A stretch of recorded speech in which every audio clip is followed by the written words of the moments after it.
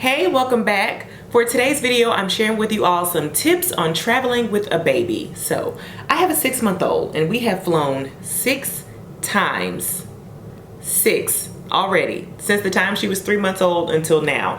3 of those flights I did them by myself with her. So I've got some great tips for you all on how I have managed to do this. You're fine, you can do this. All you have to do is be prepared, right? So let's get started. Let's start off with before you even leave the house. You want to make sure that you consolidate your bags or your luggage so that you're not carrying a bunch of stuff and a baby and a stroller or whatever else that you may have. So for me, instead of having a diaper bag and my tote bag, if I'm traveling by myself with her, I'll put her diaper bag items into my tote. And my tote is normally my Neverfull, which is a very large open bag. I can keep my items as well as her items in there. Make sure when you pack for your baby that you overpack your carry-on or whatever you're taking on the flight with you, because I can attest to this, you might show up somewhere and your bags didn't make it with all the diapers and wipes in it. Or you may get to the airport thinking that your flight is leaving in an hour and a half and it gets delayed or canceled. These things have all happened to me. You want to make sure you have enough diapers and enough wipes to get you through the night. You also want to make sure you have a lot of changes of clothes for yourself and your baby. So I have yet to pack myself a change of clothes. I don't know why, because 3 flights ago, as soon as we got to the airport, I was nursing my baby, holding her, and she had a poop explosion. So the stuff got all over her, all over me. Of course I had a change of clothes for her, but I had to ride on the flight poopy, and that was not fun, okay? Take clothes for yourself, even if it's like a light pair of leggings or some shorts and a shirt. You'll thank yourself, because the last flight we went on, did I take my own advice and pack myself clothes? No, I did not. I'm holding my baby in my arms, and I don't know, I had like a short sleeve shirt on, but it was kind of long, and she pooped through her clothes, so it got on my shirt and it was white.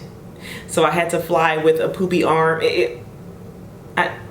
Take it from me, pack yourself a shirt, preferably a pair of leggings as well, and make sure that you pack at least 2 additional like onesie and pant combinations for your baby. I would also go the extra step to bring your baby a sleeper or something for them to sleep in, because like I said, I have shown up places where my luggage didn't make it and it was nighttime, time for her to go to sleep, and I wish that I had a sleeper for her to sleep in. So I always say just pack enough for the day and the night for your baby, just in case, because you never know what could happen. My baby is breastfed, so I normally don't have to pack bottles for her, but she has just started eating food, so I would take a couple of containers of baby food, make sure that you have a couple of bottles.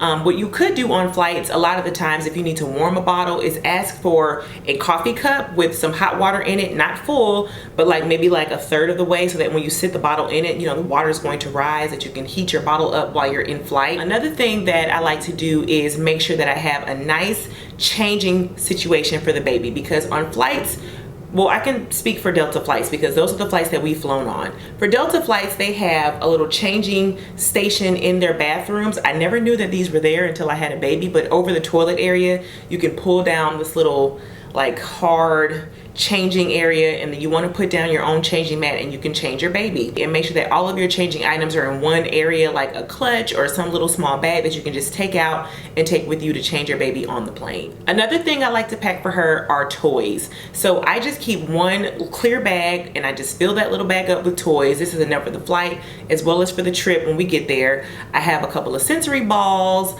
one little musical toy, a crinkly book, a teething toy, just a variety of things for her to entertain herself, because my baby will play with something and she's done with it, next thing, done with it, next thing, done with it. So I have to keep her entertained. Sound canceling headphones are a must for us. I always make sure to pack those in my carry-on, because I don't know if the pressure will make her ears pop or if like the sound within the airplane will be too much for her. And sometimes people next to you are loud and your baby's trying to sleep. So having canceling headphones helps a lot. We wear them every time we fly. She doesn't seem to be irritated by them. They're adjustable. The ones that we have, I think they go up to age 2. So definitely pick up a pair of sound canceling headphones. You don't have to just use them for flights. You can use them at church or if you're going to a loud event, but they're definitely great to have. You also want to make sure that you bring your car seat base, and if you have a bag for your car seat, those are great to have for checking your luggage, because for us, we're unable to bring her car seat and base on the flight with us because she's not sitting in it on the plane. She's considered an infant in arms, so she sits in my lap. So we have to check her car seat and base.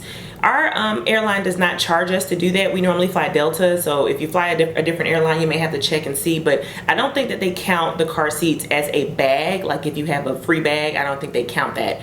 So we normally will put her car seat and bays into her car seat bag, and the good thing about the car seat bag that we have is if any damage happens to her car seat while it's in that bag, the company will reimburse us, or I believe send us a new car seat. So it's kind of like an added insurance policy, because if you just put your car seat and car seat base on the airplane and let them toss it and throw it around, it's likely going to be damaged. So definitely make sure you pick up a bag for your car seat and car seat base. Okay, so now that we've talked about packing for baby and what to put in your purse that you can quickly get to, let's talk about when you get to the airport. So my baby is not a fan of being worn. A lot of people can put their baby in like carriers or wraps and their hands are free. That's great. I don't have that luxury. My child will like get me out of here. Like, she's just not having it. So I had to put her in a stroller. So the stroller that we love to use is an umbrella stroller. We found it on Amazon. It's great because it's both for infants and for toddlers. It faces you and it faces outward. That's the great thing about it. It's lightweight. It pops up and down with one hand. If you didn't know, when you have a baby and you go through security, you have to take them out of strollers and carry them, and then you have to put the stroller on the conveyor belt. So it's very helpful to have a stroller that quickly breaks down and pops back up and has great storage underneath. So I would highly recommend the stroller that I have. And then it's great too for when you get to your destination because it's small, folds, lightweight, it's compact.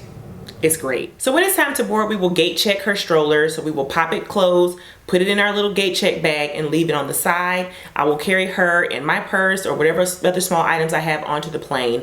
One of the first things I like to do is wipe the areas down that she can touch. So that might be the window or the tray, because y'all know how I am about germs. I'm a germaphobe. If you didn't know, I like to wipe stuff down and keep it clean. So most of the time when we take off, I will try my best to nurse her just to minimize her ears popping or for there being any type of pressure or buildup in her ears. I will go on ahead and put those sound canceling headphones on her, and for the most part she'll keep them on. So I will put the headphones on, nurse her for takeoff, and then hopefully she will fall asleep. If it's too bright on the flight, I might just put like a nursing cover over me and drape it over her face so it can be nice and dark, or I'll use a swaddle blanket. If she doesn't fall asleep, I'll pull out a couple of toys, not all of them, maybe just 2 or 3 for her to play with, just to kind of keep her entertained. She doesn't watch videos or iPads or anything, so I do my best to keep her entertained by talking to her, reading to her, playing with her, standing her up, bouncing her a little bit, just trying to keep her moving. You might stress about your baby crying or worry about what other people have to say or what they think, but in reality, we were all babies once.